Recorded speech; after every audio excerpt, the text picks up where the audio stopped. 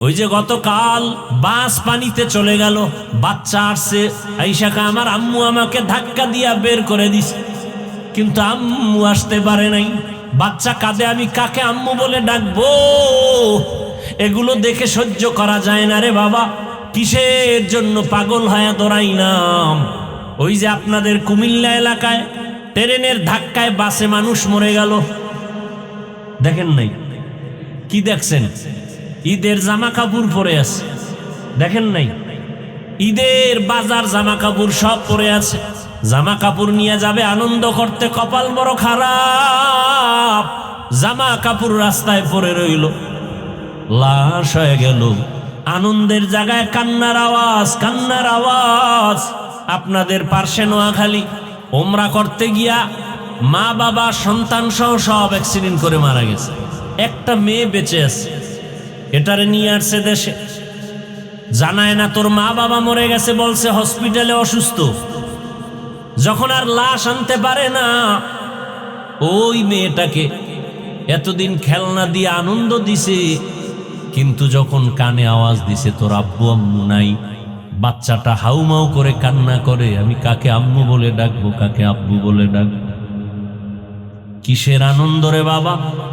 এমন একটা দিন নাই যে যুবকের লাশ নাই, পানির নিচে লাশ, গাড়ির নিচে লাশ, ঘুমের বিছানায় লাশ। কয়েকদিন আগে বরযাত্রী বিয়া কইরা রওয়ানা গাড়িতে, সব একসাথে শেষ খুলনা এলাকায়। একটু কি চিন্তা করছি কি উপায় হবে আপনার আমার মরণকাল? হে খোদা দয়াময় রব্বুল আলামিন।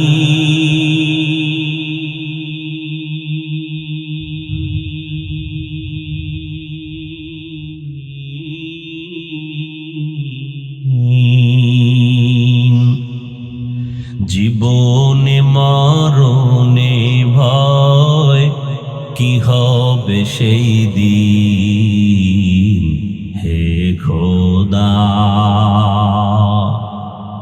হে খোদা দয়াময় রব্বুল আলামিন।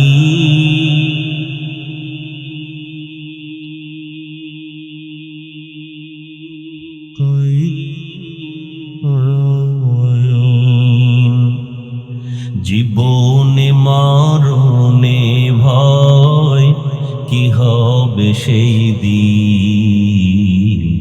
হে খোদা,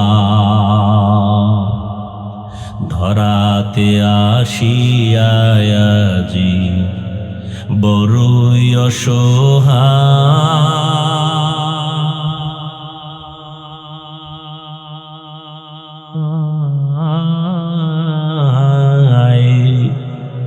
ইহকালের মায়া জালে অন্ধ যে সবাই।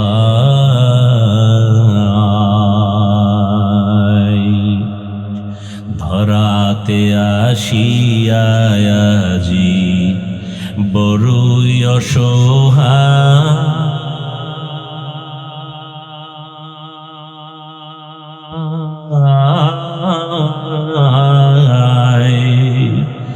ইহকালের মায়া জালে অন্ধ যে সবাই।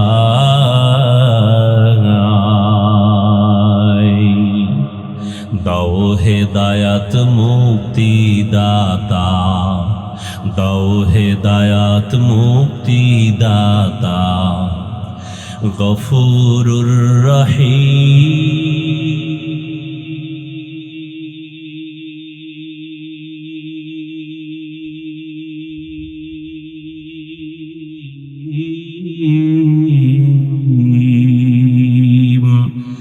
জীবনে মরণে ভয়, কি হবে সেই দিন? হে খোদা, হে খোদা দয়াময় রব্বুল আলামিন।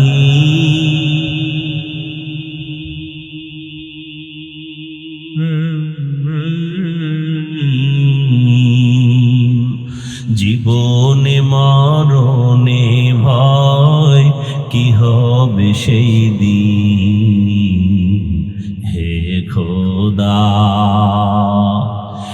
মাউতু কাসিন কুল্লু নাসিন শারিবু কবরু বাইতিন কুল্লু নাসিন দাখিলু।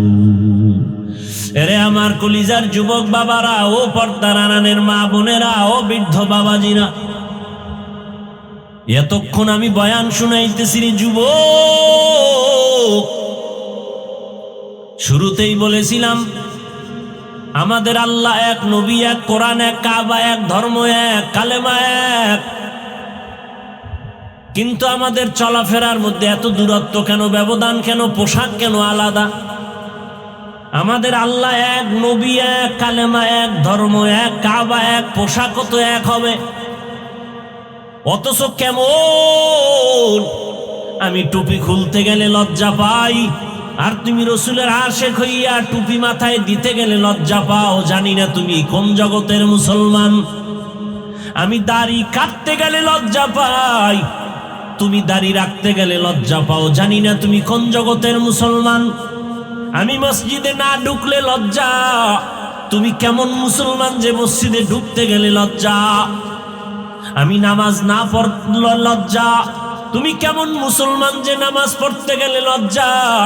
আমি পর্দা না করলে লজ্জা পাই, তুমি কেমন মুসলমান যে পর্দা করতে গেলে লজ্জা পাও। একই আল্লাহর বান্দা, একই নবীর উম্মত, এক কোরআন, এক হাদিস, এক কাবা, এক কালেমা, এক ধর্ম। এরপরেও টুপির বয়ান দেওয়া লাগে আলাদা। আবার নামাজের বয়ান দিতে হয়, পাও ধরে ধরে ধরে ধরে বুঝাই।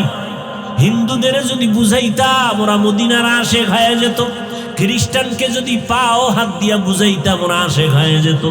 কিন্তু হলো কি আজ বুঝলাম না, এক আল্লাহর গোলাম হওয়ার পরেও কেন এক মসজিদে এক জামাতে আমরা হাজির হতে পারি না?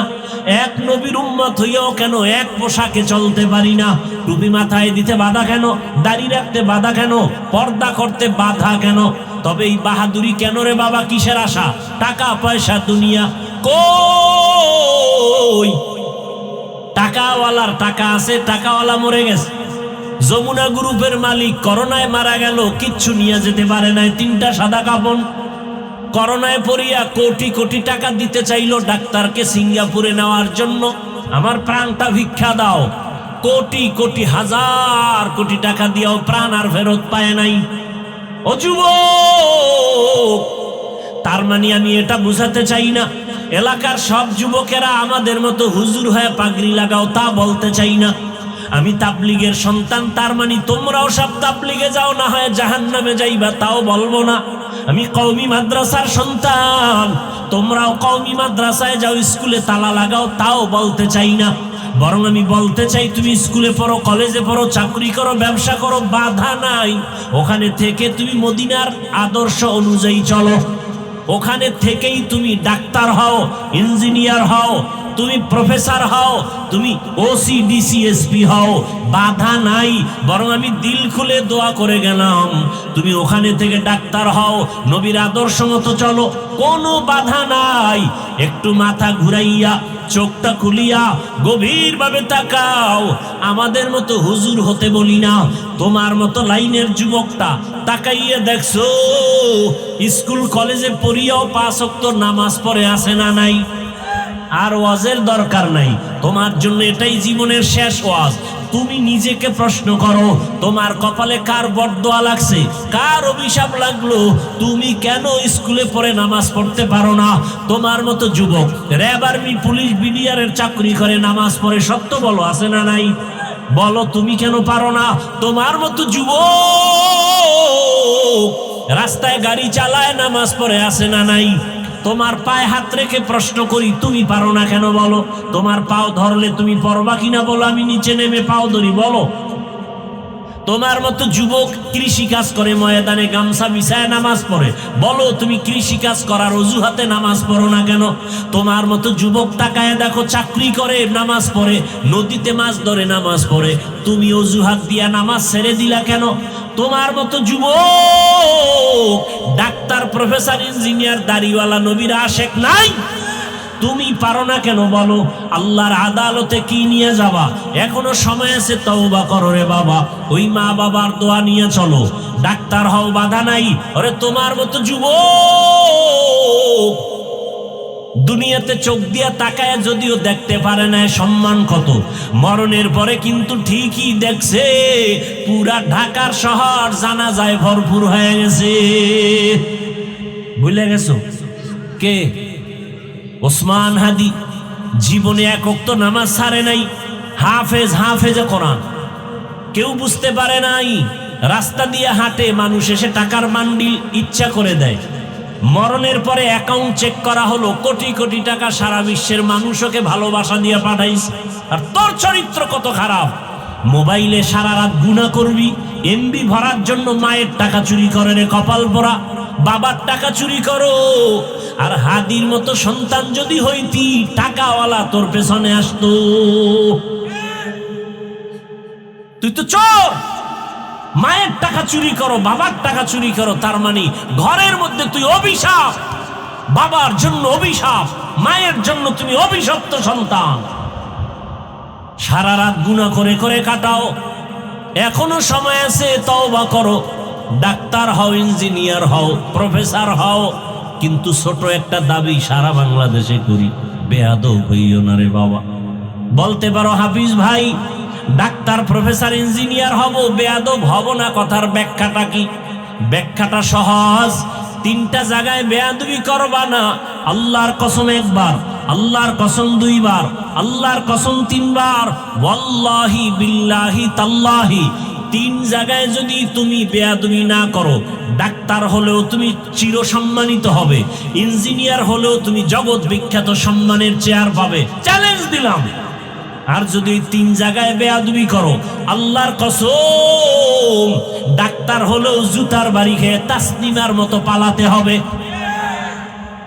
তাসনিমা নাসরিন এমবিবিএস ডাক্তার, কিন্তু কপাল এতটাই খারাপ, আর মরলেও লাশে জমিনে আসবে কিনা সন্দেহ। অন্যদিকে তাকাইয়া দেখো, ডাক্তার জাকির নায়েকের নাম জানোনি যুবক? সম্মানিত নাকি অসম্মানিত? টাকার গরম, ক্ষমতার গরম। আমার দেশের তাসনিমা নাসরিনও ডাক্তার, ওদিকে ডাক্তার জাকির নায়েকও ডাক্তার। ডাক্তার জাকির নায়েকের জন্য গোটা দেশ, গোটা দুনিয়াবাসী পাগল। টাকার গরমে না, ক্ষমতার পাওয়ারে না, একমাত্র আদওয়ালা রাসূলের আদর্শের কারণ। আর কেমনে বুঝাইলে সঠিক পথে আসবা বলো? এরপর তো বললাম পাও ধরলে আসবা, বলো নিচে নেমে আসি, পাও ধরি। তারপরে বলছি যুবক, কয়দিন আর গুনাহ করবি?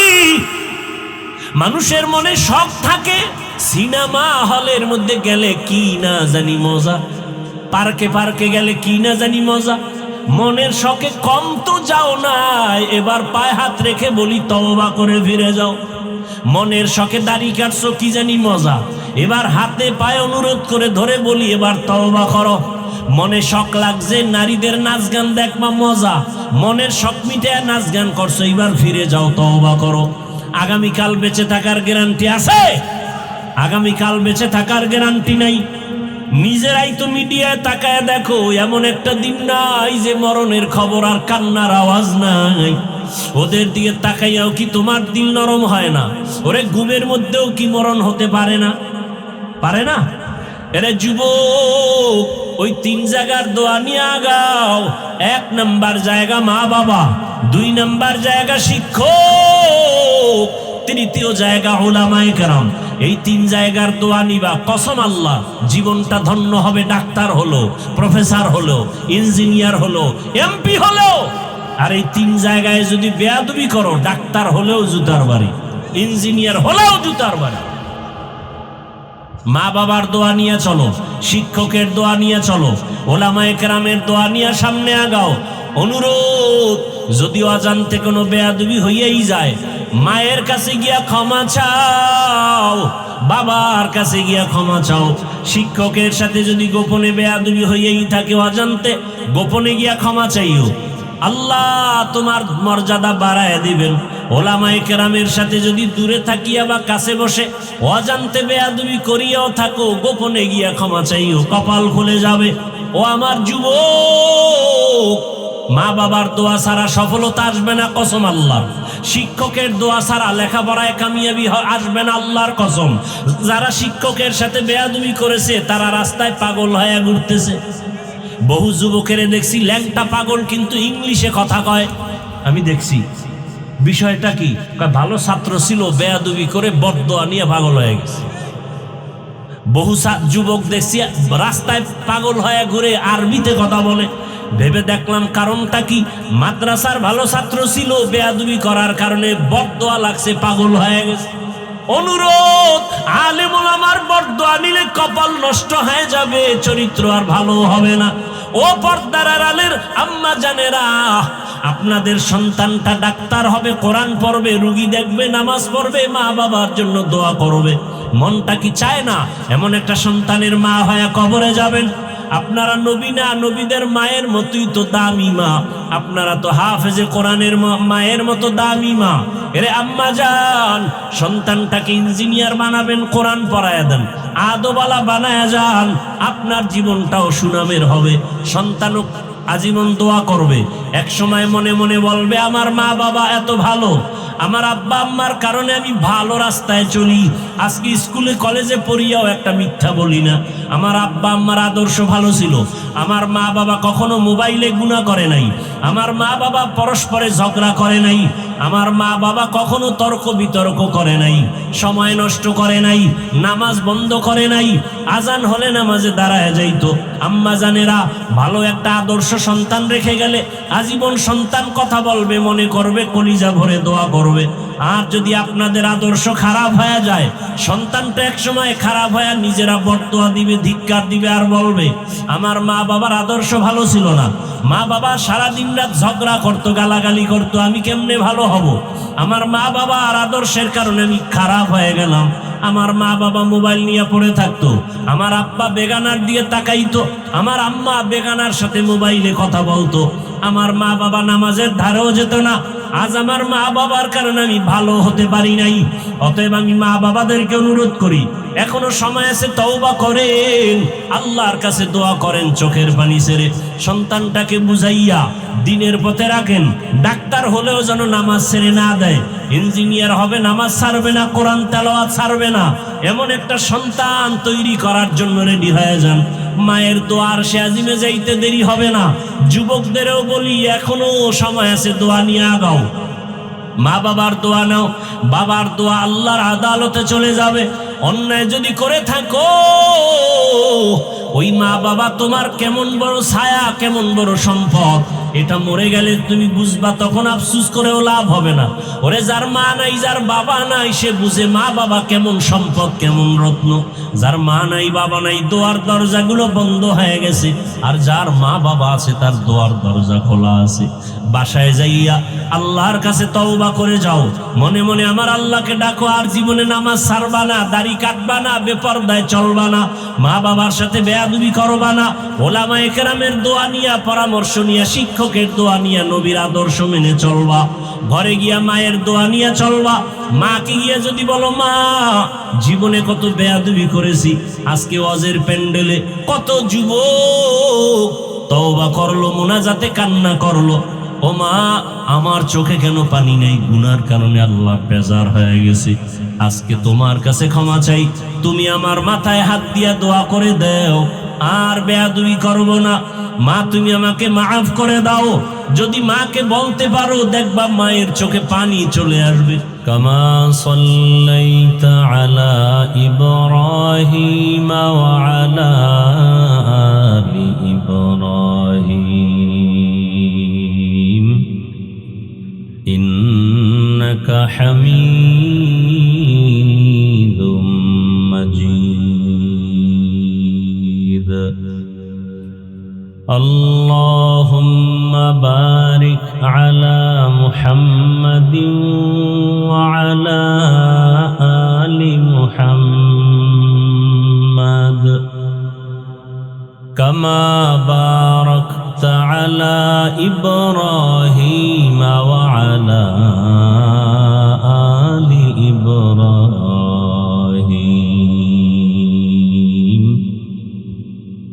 ইন্নাকা হামিদুম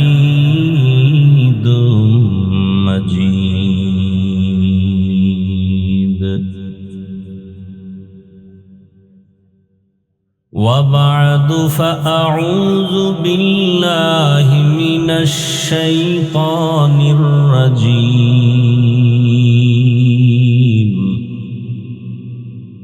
بسم الله الرحمن الرحيم يا أيها الذين آمنوا اتقوا الله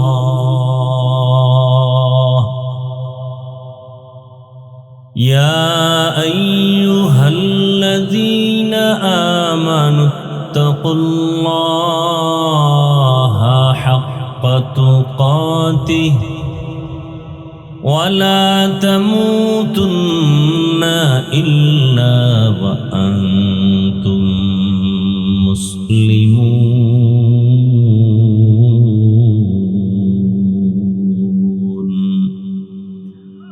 وقال النبي صلى الله عليه وآله وسلم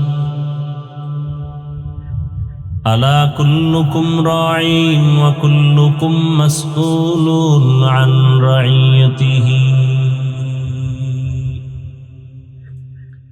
صدق الله مولانا العظيم وصدق رسوله النبي الأمي الكريم ونحن على ذلك من الشاهدين والشاكرين والذاكرين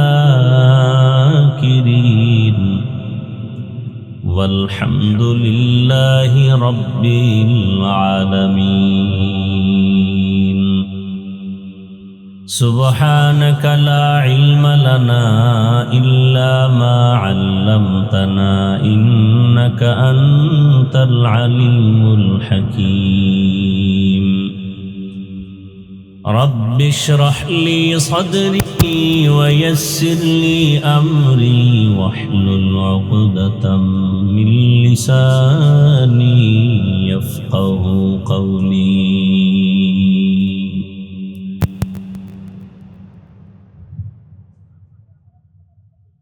सूरज ने दिया अपनी शुआओं को ये पैगाम सूरज ने दिया अपनी शुआओं को ये पैगाम दुनिया है आजो चीज को भी सुबह को भी शाम दुनिया है आजो चीज को भी सुबह को भी शाम दुनिया में हो दुनिया का तलबगार नहीं हो दुनिया में हो दुनिया का तलबगार नहीं हो बाजार से गुजर हो खरीदार नहीं हो बाजार से गुजर हो खरीदार नहीं हो मकबूल है शाद है काबिल तो बहुत है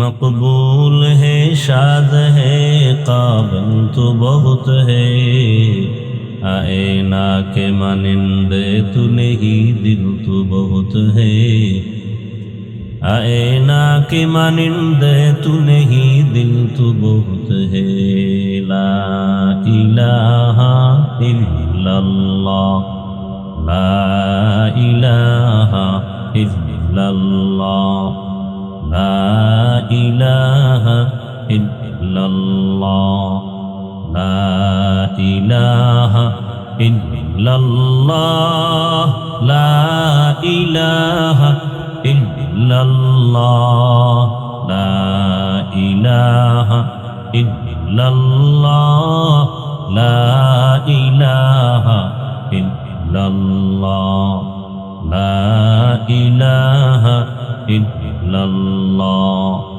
ला इलाहा इल्लल्लाह ला इलाहा इल्लल्लाह मुहम्मदुर रसूलुल्लाह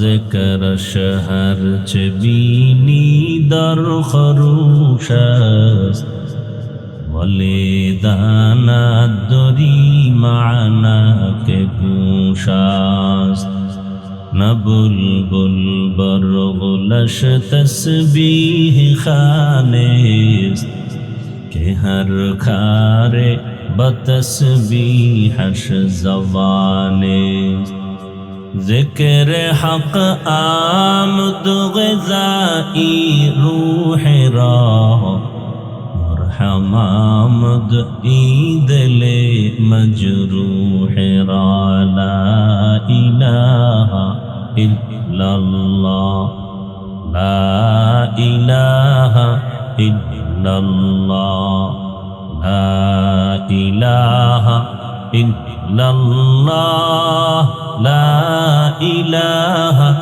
الا الله لا اله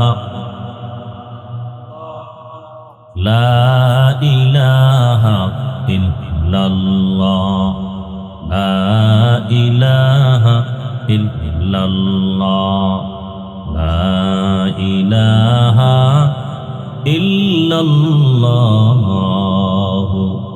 মুহাম্মাদুর রাসূলুল্লাহ।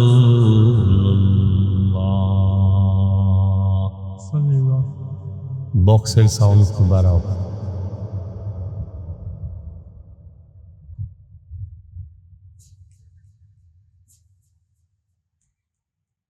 সরাফতি মধ্যমপাড়া ফোরকানিয়া মাদ্রাসা প্রবাসী ও যুব সমাজের উদ্যোগে আয়োজিত বার্ষিক ওয়াজ মাহফিল 26শে মার্চ 2026। মহতি এ মাহফিলে উপস্থিত মোহতারাম সম্মানিত সভাপতি, প্রধান অতিথি, বিশেষ অতিথিবৃন্দ, হযরত উলামায়ে কেরাম, অত্র অঞ্চলের বিভিন্ন স্থান থেকে আগত আল্লাহ পাকের আশিকিন, জাকিরিন, শাকিরিন, মুহিব্বিন, মুরব্বিয়ান এজাম, কলিজার টুকরা আমার সমবয়সী যুবক বন্ধুগণ, স্নেহের ছোট ভাই, পর্দার আড়ালে মা বোনেরা, দয়াময় রব্বুল আলামিনের দরবারে শুকর যে রব্বুল আলামিন আমাদেরকে সুস্থতার নিয়ামত দান করেছেন, আলহামদুলিল্লাহ। জীবনের এক অমূল্য সম্পদ আমাদের সুস্থতা। আল্লাহ আমাদের সুস্থতাকে দায়েমান কবুল করেন। এখনো যারা অসুস্থ তাদেরকেও আল্লাহ সুস্থ করে দিন। যারা আমাদের জীবনের অধ্যায় থেকে বিয়োগ হয়ে গেছেন, কবরবাসী হয়ে গেছেন, আল্লাহ তাদেরকে জান্নাতুল ফেরদাউস দান করেন। বিশেষ করে রমজান সহ ঈদ, এই আনন্দ ভ্রমণের বিভিন্ন ফাঁকে যে সমস্ত প্রাণ অকাতরে ঝরে গেল, বিভিন্ন অ্যাক্সিডেন্ট, গাড়ি, স্টিমার, লঞ্চ, অগ্নিকাণ্ড, চোখের সামনে যেগুলো দেখা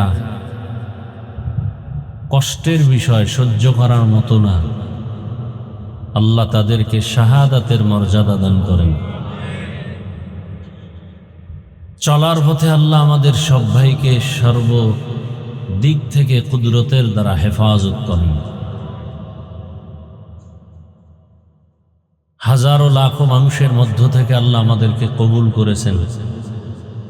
তা আল্লাহ দয়া না করলে সম্ভব। আর একবার শুকর আদায় করি, আলহামদুলিল্লাহ।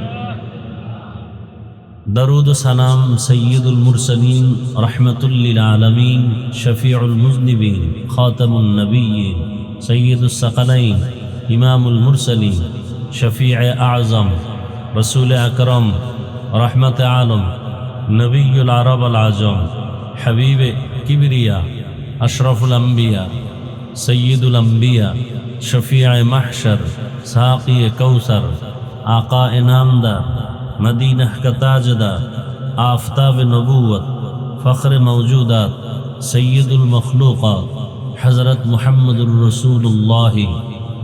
সবাই পড়েন সাল্লাল্লাহু আলাইহি ওয়া আলিহি ওয়াসাল্লামের উপর, রসুলের উপরে দরুদ পড়লে লাভ না ক্ষতি? আমরা পড়ব না, কারা পড়ব? শুধু মাদ্রাসাওয়ালারা? যত বেশি দরুদ পড়বেন তত বেশি দুনিয়াতেও লাভবান হবেন, আখেরাতেও লাভবান হবেন। সহজ একটা আমল দরুদের আমল। সাল্লাল্লাহু আলাইহি ওয়া আলিহি ওয়াসাল্লাম একবার পড়বেন, সাথে সাথে 3টা পুরস্কার পেয়ে যাবেন। সুবহানাল্লাহ আসে না? কয়টা পুরস্কার? প্রথম পুরস্কার 10টা গুনাহ মাফ হয়ে যাবে। দ্বিতীয় পুরস্কার 10টা নেক আমল নামায় যোগ হবে। তৃতীয় পুরস্কার আল্লাহর দরবারে 10 গুণ মর্যাদা বেড়ে যাবে। এই 3 পুরস্কার কতবার পড়লে? যদি 100 বার পড়েন, 200 বার পড়েন, 300 বার আমল করি, খুব সহজ। কিসের তাবিজ লাগান?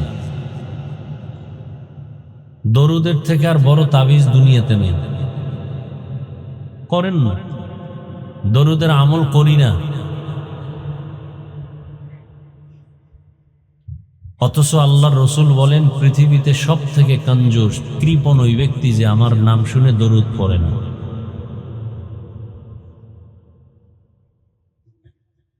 ফেরেশতারা দরুদ পড়ে, আল্লাহ দরুদ পড়ে, ব্যাখ্যা ভিন্ন ভিন্ন।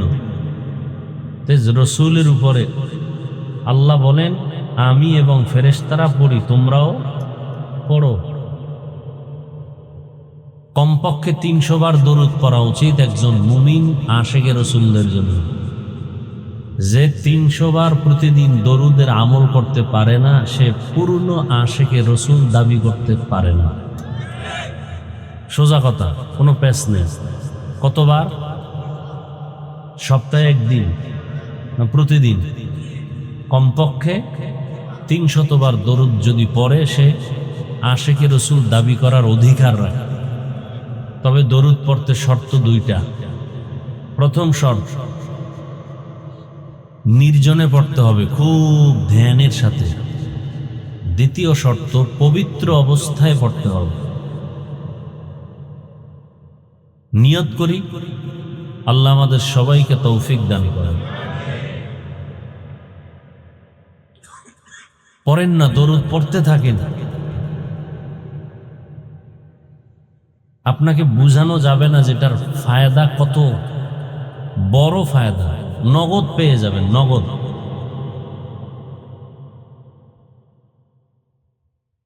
ঘরে অসুস্থ রোগী, দরুদ পড়েন। ব্যবসায় ঝামেলা, দরুদ পড়েন। কিসের মুসিবত? দেখবেন আসছে মুসিবত, দরুদের আমল শুরু করে দেন, শেষ হওয়ার আগে মুসিবত দূর হয়ে যাবে। সব থেকে বেশি উত্তম হলো যে দরুদটা আমি খুতবায় পড়লাম, আমরা নামাজে পড়ি, এটা পড়া। না পারলে অন্তত এই সংক্ষেপটা পড়বেন, সাল্লাল্লাহু আলাইহি ওয়া আলিহি ওয়াসাল্লাম। শুধু রসুলের জন্য দরুদ না, দোয়া করলে রসুলের আহাল যারা, তাদের জন্য দোয়া করবেন। অন্যের জন্য দোয়া করলে নিজের জন্য আগে কবুল হয়। আমি দোয়া করলাম, আল্লাহ এই এলাকার সব মানুষকে মাফ করে দেন, সাথে সাথে একজন ফিরিস্তা এসে আমার পেছনে দাঁড়ান। আল্লাহ জিজ্ঞেস করেন, বান্দা কার জন্য দোয়া করল? আল্লাহ তো জানেন, ফেরেশতাকে সাক্ষী বানাচ্ছেন। ফেরেশতা বলেন, রব্বুল আলামিন এলাকার সব মানুষের জন্য দোয়া করেছে। বলে নিজের জন্য করে নাই? বলে না। কি দোয়া করেছে? বলে সবাইকে মাফ করে দেন বলে বলেছে। বলে তুমি সাক্ষী থাকো, তাকে আগে মাফ করে দিল। আমরা তো দোয়া অন্যের জন্য করতে চাই না। মনের ভেতরে ভয়, যদি দোয়া সব অমুকে পেয়ে যায় আমি কি পাবো? গ্রাম অঞ্চলের মসজিদগুলোতে এই প্রবণতা, ধর্মীয় জ্ঞানের অভাব। ইমাম সাহেবকে বলে, হুজুর আব্বার জন্য দোয়া করেন। এখন বাবার জন্য দোয়া করতে গিয়ে হুজুর যদি আরো 3-4 জনের জন্য একসাথে দোয়া করে, মন খারাপ করে যে দোয়া ভাগ হয়ে গেল 4, আমার বাবার ভাগে কম পড়ে গেল। এরকম জ্ঞান পাপী আমাদের সমাজে আছে। আরো কিছু মূর্খ আছে, বাবার নাম কয় নাই, এই জন্য খুব খেপা। হুজুর দোয়া করলেন, বাবার নাম বললেন না, এটা কেমন দোয়া হলো? আল্লাহ চিনবে আমার বাবাকে? এরকমও জ্ঞান পাপী আমাদের সমাজে আছে, নাম বলতে হবে। এরা কারা? যারা জানাজার স্টেজে বসে বলে হুজুর বাংলা নিয়ত বলেন, আছে না নাই? রসুলের ভাষা বাংলা, আপনি বাংলা বলেন কেন? আপনাকে কে শিক্ষা দিল বাংলা নিয়ত? সাহাবায়ে কেরামের নিয়ত আরবি, আলেমদের নিয়ত আরবি, কোরআনের ভাষা আরবি, জান্নাতের ভাষা আরবি, নামাজের শব্দ আরবি। না নামাজে বাংলা আছে? ওই এক জ্ঞান পাবি নাকি বাইতুল্লাহ গিয়া বলছিল আরবের কোনো কথাই বুঝি না, শুধু আলহামদু সূরাটা বাংলায় পড়ে, এটা বোঝা যায়।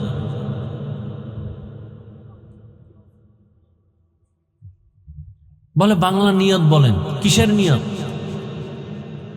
কোরআন হাদিস পড়ি আমরা আলেম ওলামারা, আপনারা আলেম ওলামাদের থেকে বেশি বুঝেন। নিয়তের সম্পর্ক ঠোঁটে নয় অন্তরে। নিয়তের সম্পর্ক ঠোঁটে না অন্তরে? ঠোঁটে কিসের নিয়ত? আপনি মসজিদে যাবেন ফজরের সময় জহুর পড়ার জন্য, কোন নামাজ? এ তো অন্তরে নিয়ত হয়ে গেছে, আবার ঠোঁটে কিসের নিয়ত?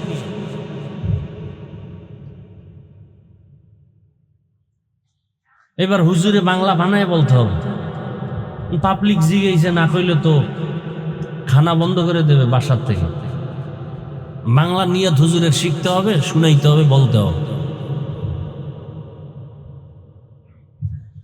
আল্লাহ, ইনশাআল্লাহ আমরা বেশি বেশি দরুদের আমল করব।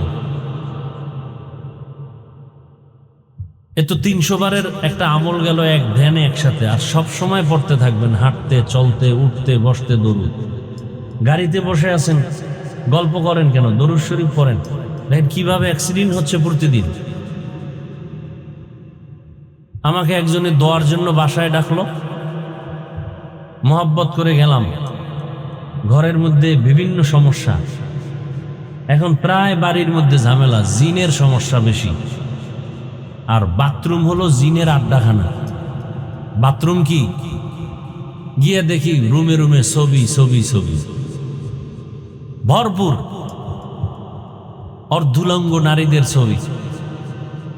আর বাথরুমের দরজা মরজা খোলা, জুতা নাই। তা আমি বললাম এখানে দোয়া করলে সব দোয়া তো এখানে থেকে যাবে, আরশে আজিমে তো যাবে না, রহমত বন্ধ। ছবি রাখা যদি বরকত হইতো তো রসুলেরটা সাহাবায়ে কেরাম রাখতেন, আমরা কলিজা ভরে রাখতাম। এই যে মোবাইল নিয়ে ছবি রাখতেছে, আরে ছবি হৃদয়ে ঢুকাও, মোবাইল কি? এটা হারিয়ে গেলে শেষ। এক মরণস্ত্রের নাম মোবাইল, একটা গুনাহের ফ্যাক্টরির নাম মোবাইল, মানুষকে দ্রুত জাহান্নামে দেওয়ার নাম মোবাইল। কে কার আগে জাহান্নামে যাবে প্রতিযোগিতা চলতেছে মোবাইলের দ্বারা। কার আগে জাহান্নামে যাবে? চোখের গুনাহ, হাতের গুনাহ, জবানের গুনাহ, অন্তরের গুনাহ। সারা রাত ঘরে ঘরে জেনা চলে, জেনা মোবাইলের মাধ্যমে। মিথ্যা বলছি?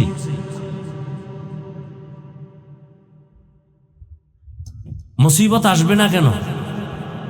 আপনি এখান থেকে কুমিল্লা যাবেন, বরুড়া যাবেন, গাড়িতে উঠছেন, ঘর থেকে বের হওয়ার সময় তো আপনার সুন্নত অনুযায়ী বের হবেন, ডান পা দিয়ে বের হবেন, রসুলের সুন্নত। সুন্নত মানলে সে সুন্নি আশেক, যে সুন্নত মানে না সে তো রসুলের আশেক না, সে তো ভণ্ড। রসুলের সুন্নত কি? ঘর থেকে বের হলে কোন পা? ডান পা দিয়ে বের হবে এবং দোয়া পড়বে, বিসমিল্লাহি তাওয়াক্কালতু আলাল্লাহ। কার উপরে ভরসা? কয়জনে পড়েন? আচ্ছা পারেন না, বিসমিল্লাও কি পারেন না? তো শুধু বিসমিল্লাহ বলে বের হন। এরপরে দরুদে ইব্রাহিমী পড়েন একবার। আমি তো এগুলো জেনে শুনে বলতেছি, আর আমি আমল করি আলহামদুলিল্লাহ, আমল না করে আপনাকে বলছি না। বিসমিল্লাহ বলে বের হবেন ডান পা দিয়া,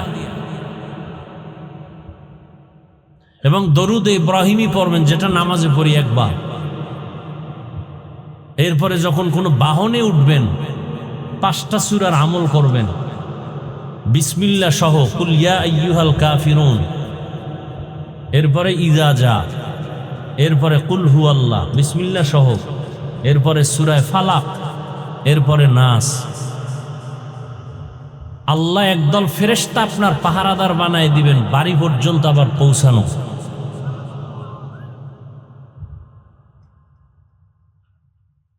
রসুলের সুন্নতি আমল করেন। হাঁটতেছেন রাস্তার ডানে হাঁটবেন রসুলের সুন্নত, চোখ নিচে রাখবেন সুন্নত। অন্ধের মতো উপরে উপরে তাকায় হাঁটেন।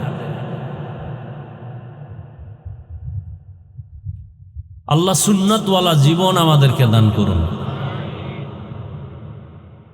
আজকে আমার এত সম্মান, আলেমের এত সম্মান কেন? রসুলের আদর্শের কারণে। এখানে বাহাদুরি করার কিছু নাই। আমি টুপি ছাইরে দেই, রসুলের আদর্শ দাড়ি ফেলে দেই, রসুলের আদর্শের পোশাক ফেলে দেই। কয়জনে আমার বয়ান শুনবে? হ্যাঁ, এবার বুঝেন সুন্নতের মূল্য কত, রসুলের আদর্শের পোশাকের দাম কত। আল্লাহ আমাদেরকে হেদায়াত দান করুন।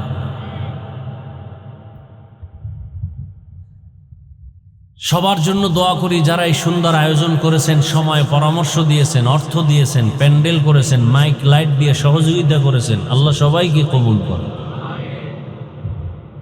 দোয়া করতে এত কৃপণতা কেন? দিল খুলে দোয়া করুন। উলামায়ে হযরত আলোচনা করেছেন। উলামায়ে কেরামদের কথাগুলো আমাদেরকে সহি তরিকায় আমল করার তৌফিক দান করেন। উলামায়ে কেরামের ইজ্জতকে আল্লাহ বেশি বেশি বাড়ায় দেন। উলামায়ে কেরামের ইজ্জত নষ্ট করার চক্রান্ত যারা করে আল্লাহ তাদের হেদায়াত দান করেন। আমি আপনাদের দোয়া নিতে আসছি। অসুস্থতার মাঝেও প্রোগ্রাম শুরু করেছি। দীর্ঘদিন অসুস্থ, আপনাদের দোয়া আল্লাহ নিয়ে আসছেন। আমরা তো এক পুলসিরাতের উপরে অল টাইম চলাফেরা করি দুনিয়ার লাইনে।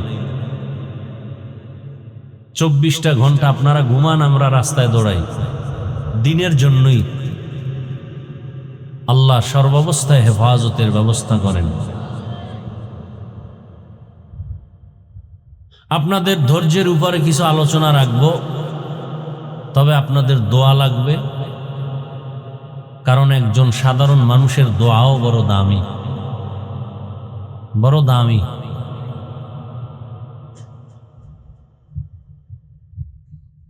কোরআনে হাকিমের সূরা আলে ইমরানের এক আয়াত পড়েছি, রসুলের একটি হাদিসের অংশ পড়েছি। ইখলাস রুহানিয়তের সমন্বয়, সহি নিয়তে, সহি তরিকায়, সহি কিছু কথা আয়াত ও হাদিসের আলোকে আমি বলতে পারি, আপনারা শুনতে পারেন। সে তৌফিক আমার আল্লাহ দয়া করে আমাকে দান করুন, আপনাদেরকেও দান করুন। দোয়া পর্যন্ত থাকার নিয়ত আছে না মাঝখানে আবার বিড়ির নেশা উঠবে? আল্লাহ সবাইকে শেষ দোয়া পর্যন্ত কবুল করেন। আয়াত ও হাদিসের তর্জমাটা বলে নেই, এরপরে কিছু ব্যাখ্যা। আল্লাহর ওয়াস্তে অনুরোধ, কেউ বিশৃঙ্খলা করবেন না, ডিস্টার্ব করবেন না, উঠা বসা করবেন না। আল্লাহ বলেন, ইয়া আইয়ুহাল্লাযীনা আমানুত্তাকুল্লাহা হাক্কা তুকাতিহ। ও মুমিন, নারী পুরুষ, ধনী গরিব, শিক্ষিত অশিক্ষিত, তোমরা আমি আল্লাহকে ভয় করো, ভয় করার মতো হক আদায় করে। ওয়ালা তামুতুন্না ইল্লা ওয়া আনতুম মুসলিমুন। এবং তোমরা কেউ মুসলমান না হওয়া পর্যন্ত মৃত্যুবরণ করিও না।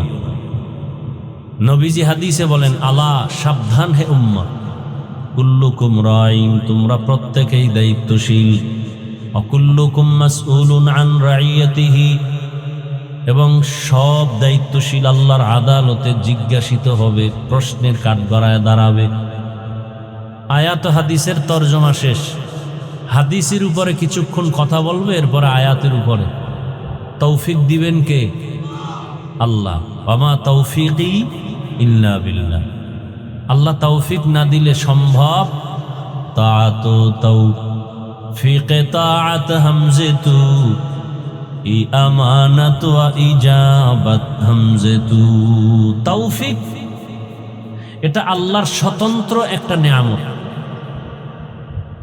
পয়গম্বর সুলাইমান আলাইহিস সালাম, তার বাবার নাম জানেন কেউ? কেউ জানেন না? সুলাইমান নবীর বাবার নাম কি? দাউদ আলাইহিস সালাম। একদিকে তারে আল্লাহ দান করছেন নবুয়ত, অপরদিকে আল্লাহ তাদেরকে দান করছেন হুকুমত। একদিকে নবী, অন্যদিকে রাষ্ট্র পরিচালক, রাজনীতিবিদ ব্যক্তি। আমরা তো রাষ্ট্র চালানোটাকে স্বাভাবিক ভাষায় রাজনীতি বলি, ঠিক না?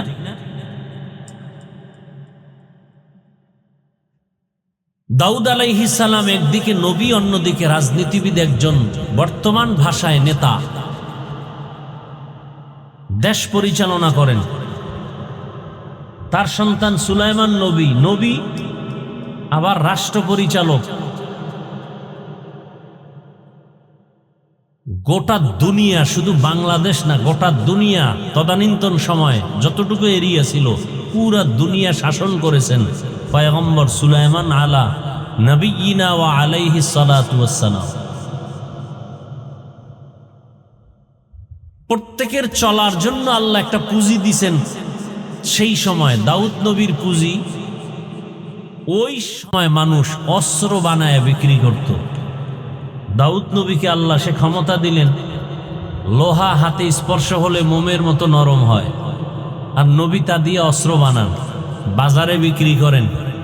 অন্যদের অস্ত্রের দাম বেশি, দাউদ নবীর অস্ত্রের দাম কম।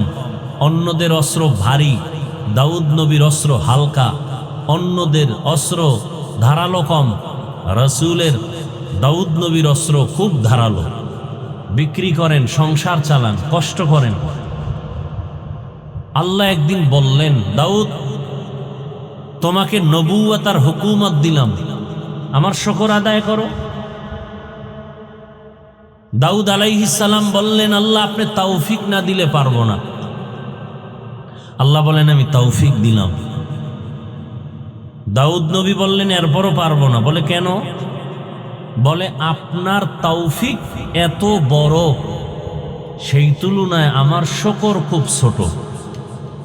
আমার শুকর খুবই ছোট, আপনার তৌফিক নামের নিয়ামত অনেক বড়।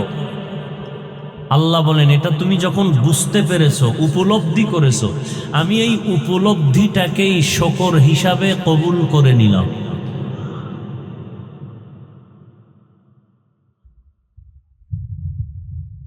তাহলে তৌফিক এটা আলাদা, স্বতন্ত্র একটা আল্লাহর দেওয়া নিয়ামত। আল্লাহ তৌফিক না দিলে সম্ভব না।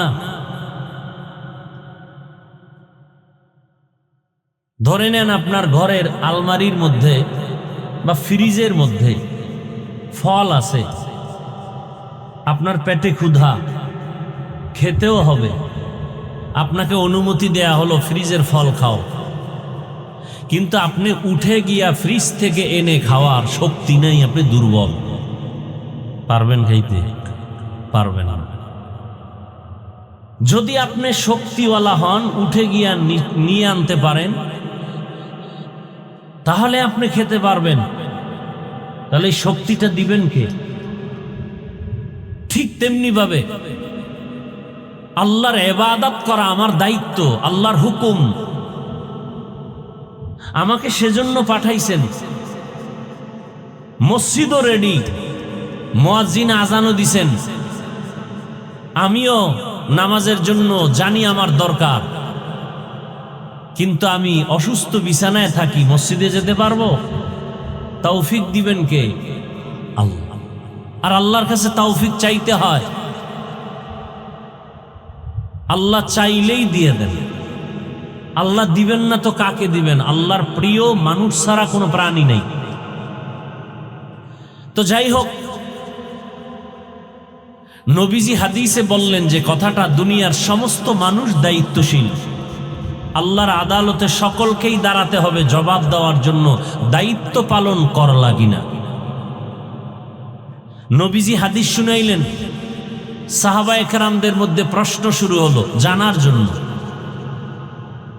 আমরা তো জানার জন্য প্রশ্ন কম করি, হুজুরের পরীক্ষা করার জন্য প্রশ্ন করি। জবাব দিতে না পারলে চায়ের দোকানে গিয়ে বলে এই হুজুরের পিছনে নামাজ তো এই জন্যই পড়ি না, কোনো এলেমই নেই।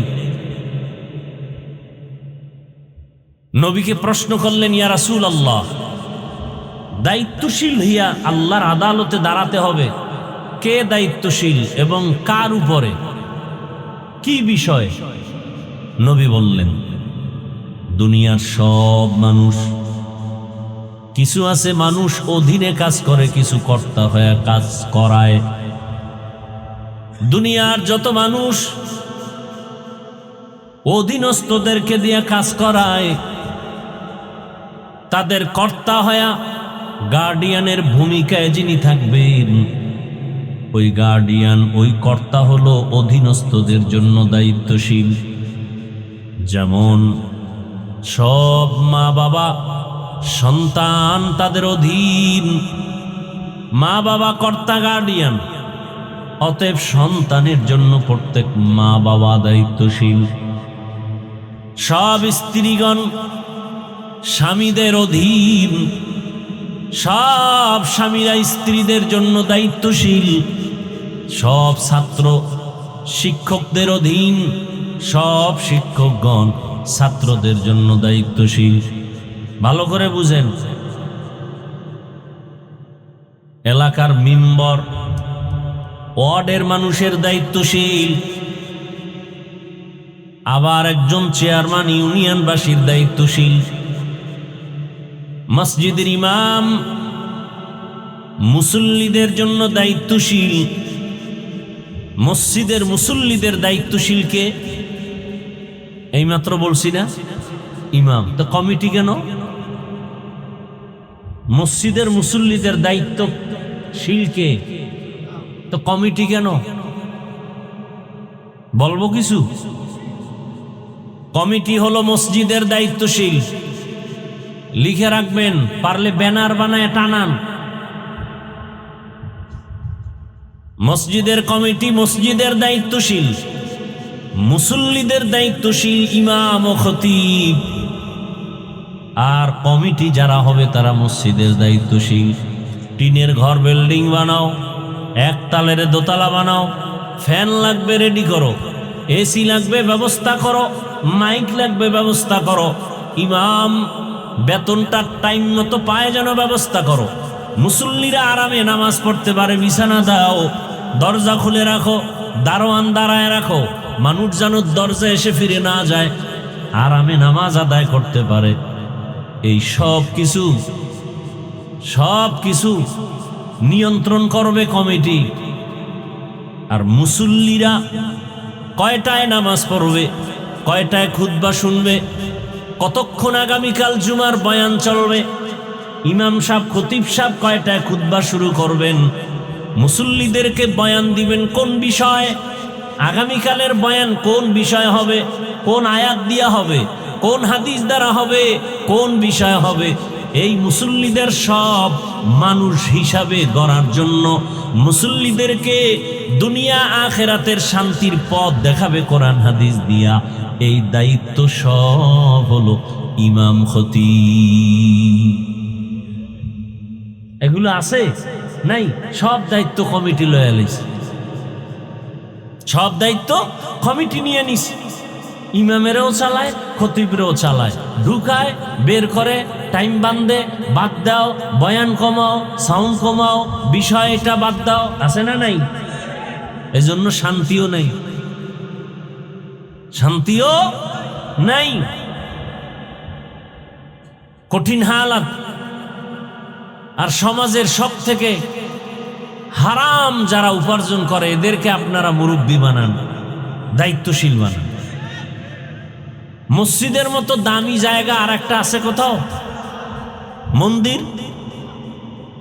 খুব বুঝে শুনে জবাব দেন, মসজিদের মতো দামি কোনো জায়গা আছে? তো সেই জায়গার দায়িত্বে সুদখোর যাবে কেন? ঘুষখোর যাবে কেন? বেনামাজি যাবে কেন? কি আজীব কথা! যিনি সভাপতি হবেন, দায়িত্বশীল হবেন, অন্তত 5 ওয়াক্ত নামাজি হতে হবে, হারামখোর হতে পারে না।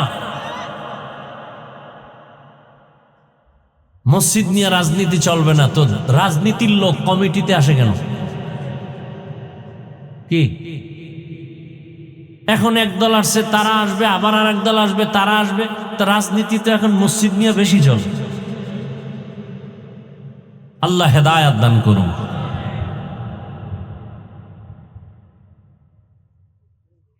হ্যাঁ, সুদের বয়ান তো করাই যায় না। কি ভাই,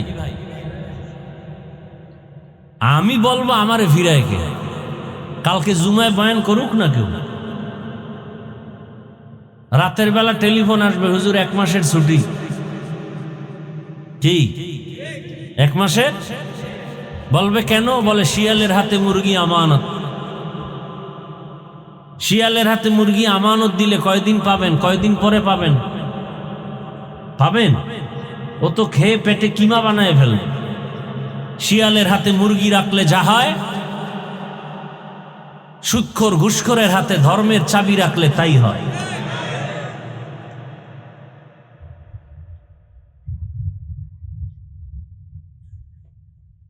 দাও আল্লাহর শুকর আদায় করি যে আমাদের রাষ্ট্রীয় ধর্মের চাবিটা একজন ভালো ব্যক্তির হাতে আসছে।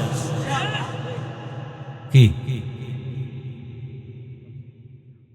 আল্লাহ তাকে কোরআন সুন্নাহ অনুযায়ী তার দায়িত্ব পালন করার তৌফিক দান করেন। চিনেন না তাকে? খুব ভালো মানুষ। আল্লাহ তার হায়াতে বরকত দান করেন। দেশ পরিচালনায় যারা আসবেন, একটা কথা সকলের মনে রাখতে হবে, ইসলামের উপরে আক্রমণ করে একদিনও টিকতে পারবেন না, জীবনে সম্ভব না। বরং উলামায়ে কেরামকে সাথে নিয়ে যদি চলেন, 50 বছর টিকবে, থাকবে, কেউ বাধা দিবে না। কথা বলেন না? সত্য কথাটা বললাম, আপনি মানেন না মানেন সেটা আপনার ব্যাপার। যখনই ইসলামের উপর আক্রমণ, যখনই আলেমদের উপর আক্রমণ, তখনই পতন। মসজিদের দায়িত্বশীল ইমাম ও খতিব, স্ত্রীদের জন্য দায়িত্বশীল স্বামী, সন্তানের জন্য দায়িত্বশীল মা বাবা। আরেকজন সাহাবী বললেন, পয়গম্বর, আমি তো একা, আমার অধীনেও কেউ নাই, আমিও কারো অধীনে নাই। আমার মা নাই, বাবা নাই, স্ত্রী নাই, পরিবারের কিচ্ছু না, আমি একা। আমার দায়িত্ব কি? রহমতের নবী বললেন, সাহাবী, আপনি আপনার অঙ্গ প্রত্যঙ্গের জন্য দায়িত্বশীল। আল্লাহ দুটো হাত দিয়েছেন, দুটো চোখ দিলেন, দুটো পা দিলেন, প্রত্যেকটা অঙ্গ প্রত্যঙ্গ দিয়েছেন আল্লাহ। আলাদা আলাদা ডিউটি আছে, আছে না নাই?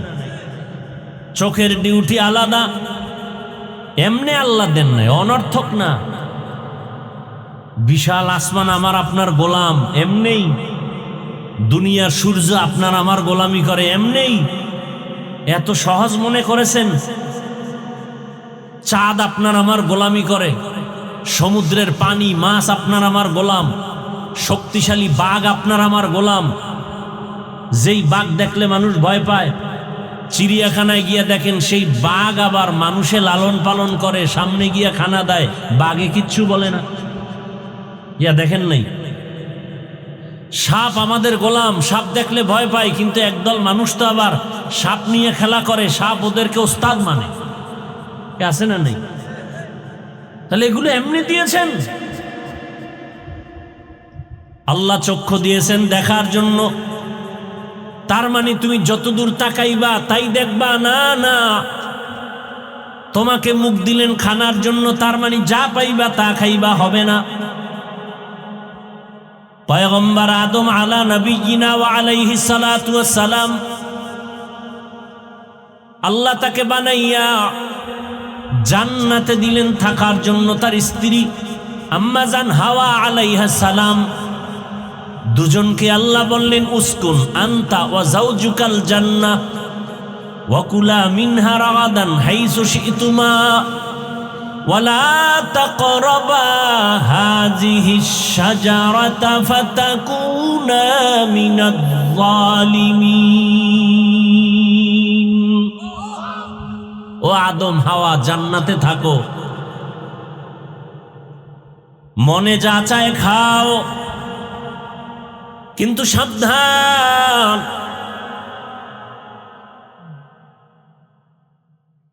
একটা গাছকে উল্লেখ করে বললেন ওই গাছের কিনারায়ও যাবা না, লা তাকরাবা হাযিহিশ শাজারা। কারণ মুফাসসিরিন একরাম বলেন ওই গাছটা কি কাঁটাওয়ালা গাছ? বলে না, পিওর ভালো ভালো গাছ। বলে তাহলে ফল কি বিষ? বলে না, ফলটাও বড় দামি, শরীরের জন্য ভিটামিন, উপকার। নিষেধ কেন?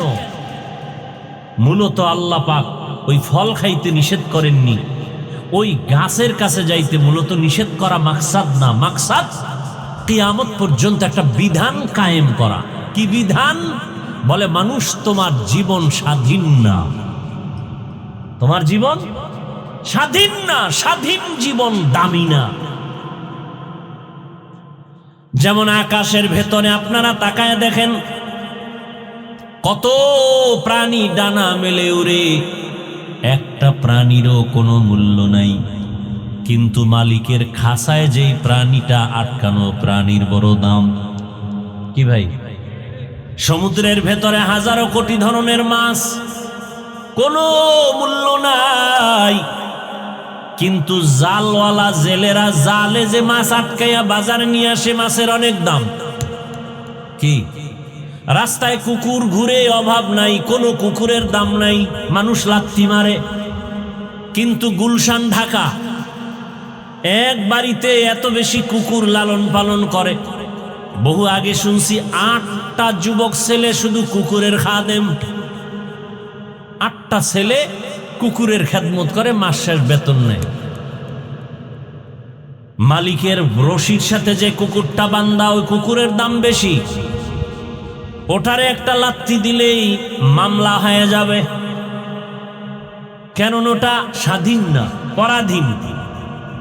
জমিনের মধ্যে কত মানুষ, সব মানুষের কোনো দাম নাই, কিন্তু যেই মানুষ কালেমার রশি গলায় লাগায় চলে, আমানতু বিল্লাহ, ওই মানুষের দাম অন্য মানুষের থেকে বেশি।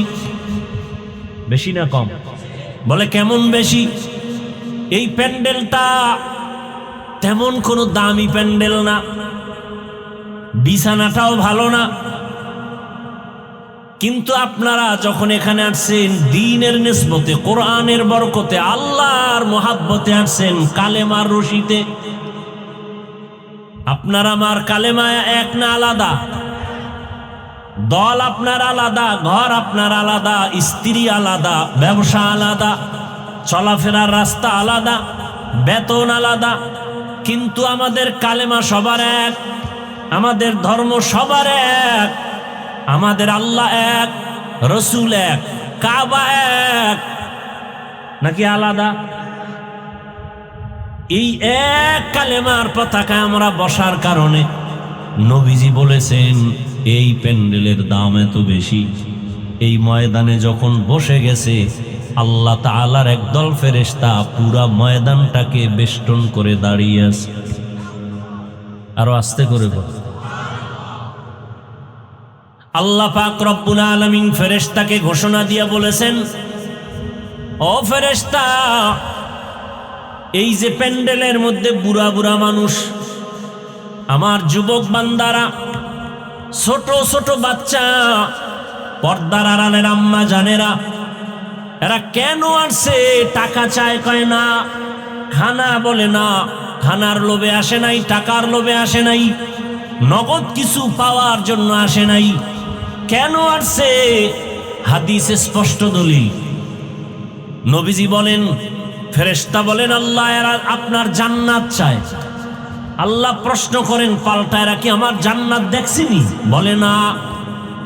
আর বলে এরা জাহান্নাম থেকে মুক্তি চায়। আল্লাহ বলেন ফেরেশতা এরা আমার জাহান্নাম দেখছে কিনা? বলে না। আর বলে আল্লাহ আপনার সন্তুষ্টি চায়, আমাকে দেখছে? বলে দেখে নাই। আল্লাহ বলেন সাক্ষী থাকে ফেরেশতারা, আমার জান্নাত না দেখিয়া যারা পাওয়ার আশায় বসে আছে, আমার জাহান্নাম না দেখিয়া যারা ভয় আছে, আমাকে না দেখে যারা আমাকে পাওয়ার আশায় আছে, তোমরা জানায়া দাও আমি আল্লাহ ঘোষণা দিলাম এদের জীবনের সব গুনাহ মাফ। সব গুনাহ। আতিনা ফি দারে দুনিয়া না হাসান, আতিনা ফি দারে উকবা না হাসান, ইয়া গিয়াসাল মুস্তাগীসিন ইহদিনা লফতিখারা বিল উলুমি ওয়াল গিনা। हर गोरी दे ने को तू तैयार है, झूना मांगे उससे तू बेजार है। আল্লাহ পাক আদম নবীকে বললেন, তোমার এবং তোমার স্ত্রী সহ তোমার আওলাদ যারা আসবে সবার জন্য বিধান কায়েম করে দিলাম। কিয়ামত পর্যন্ত যত আদমের সন্তান আসবে এরা কেউ স্বাধীন না, পরাধীন, সীমাবদ্ধ জীবন দিয়া দিলাম। দুইটা পা দিলাম হাঁটার জন্য, তার মানে যেখানে মনে চায় যেখানে হাঁটবা সেখানে যাওয়া হবে না। খবরদার মুখ দিলাম খাওয়ার জন্য, তার মানে যা দেখবা তাই খাইবা, হবে না। তোমার বিধান দিয়া দিলাম আমি যেটা খেতে বলেছি তাই খাও, যেটা নিষেধ করেছি তার কাছেও যাওয়া যাবে না। সীমাবদ্ধ। চোখ দিয়ে দেখবা তার মানে বেগানা না, আমি যেটা দেখতে বলেছি তাই দেখবা, যেটা নিষেধ করেছি সেখান থেকে চোখ নিচে রাখবা। হাত দিলাম ধরার জন্য, তার মানে তুমি যা সামনে পাইবা তাই ধরবা, হবে না।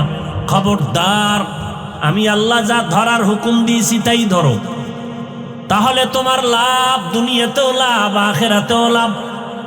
আমার দেওয়া হাত দিয়া কোরআনটা ধরো, সওয়াব। মা বাবার খেদমতে হাত ব্যবহার করো, সওয়াব। তোমার ওস্তাদের পেছনে হাতকে ব্যবহার করো খেদমতের জন্য, সওয়াব। মানুষের কল্যাণে হাত ব্যবহার করো, সওয়াব। কিন্তু হাত দিয়া কারো বিরুদ্ধে কিছু লেখবা না, হাত দিয়া কারো ক্ষতি করবা না কলম দিয়ে, এটা আমার নিষেধ। জবান দিলাম কথা বলার জন্য, তার মানে যা মুখে আসবে তাই বলবা, হবে না। কথা বলতে গিয়া সতর্ক, মিথ্যা কথা বলা হারাম। কথা বলো তবে গালি দেওয়া যাবে না, গালি দেওয়া হারাম। জবান দিয়া কথা বলো ঠিক আছে, কিন্তু গীবত করা হারাম। সীমাবদ্ধ জীবন দিয়া দিলাম। আদম আলাইহিস সালামকে বিধান দিলেন, মুখ আছে, পেট আছে, ক্ষুধা আছে, তার মানে যা পাবা তাই খাওয়া, হবে না। হালালটাকে খাও, আর আমি আল্লাহর বিধানে যেটা হারাম তার থেকে নিজেকে বাঁচাও। قال النبي صلى الله عليه وآله وسلم اتق المحارم تكن أعبد الناس। ও দুনিয়ার মুমিন, হারাম থেকে নিজেকে বাঁচায় রাখো, আল্লাহর দরবারে তোমার মর্যাদা বাড়বে, মানুষের কাছেও তোমার সম্মান বেড়ে যাবে। সম্মান দেয়ার মালিক কে? একমাত্র আমার দয়াময় মালিক। মানুষের জীবনটাকে আল্লাহ স্বাধীন করে দেন নাই। তুমি সীমাবদ্ধ জীবনে চলো, তোমার জীবনটা বড় দামি হয়ে যাবে। এরে আল্লাহর বান্দারা, কালেমার রশি লাগানোর কারণে আমার এত দাম। এখন আল্লাহ আমাদেরকে আশরাফুল মখলুক বানায় দিলেন। শুধু তাই না, আল্লাহ পাক আমাদের মর্যাদা এত বাড়ায় দিলেন যে এখন আমরা এখানে বসা মাত্র গুনাহ মাফ হয়ে গেছে। শুধু তাই না, যদি বলেন সুবহানাল্লাহ, আরে আল্লাহ এত মর্যাদা দান করেছেন, যদি একটা কাঁটা ঢুকে পায়, কাঁটা, বান্দা যদি বলে উহ ব্যথা পেয়েছি, আল্লাহ কয় খালি উহ বলেছো, আমি এর বরকতে গুনাহ মাফ করে দিলাম। আতিনা ফি দারে দুনিয়া না হাসান, আতিনা ফি দারে উকবা না হাসান, ইয়া গিয়াসাল মুস্তাগীসিন ইহদিনা লিফতিখারা বিল উলুমি ওয়াল গিনা। কষ্ট হইতেছে আপনাদের? আল্লাহ সবাইকে কবুল করেন। যারা দীর্ঘ টাইম বসতে পারবেন না, জানেন ঢুকলেন কেন প্যান্ডেলে? হ্যাঁ, আমাদের ক্ষতি করাটাই কি আপনার কাজ? আল্লাহ আপনাকে আমাদের ক্ষতি করার জন্য পাঠাইছেন? হ্যাঁ, নিজে ভালো কাজ করবেন না, আমরা ভালো কাজ করব তাও করতে দিবেন না। আপনার জীবনটা এত নষ্ট কেন? এখানে তো জোর করে কাউকে বসানো হয়নি, জোর করে আনা হয়েছে।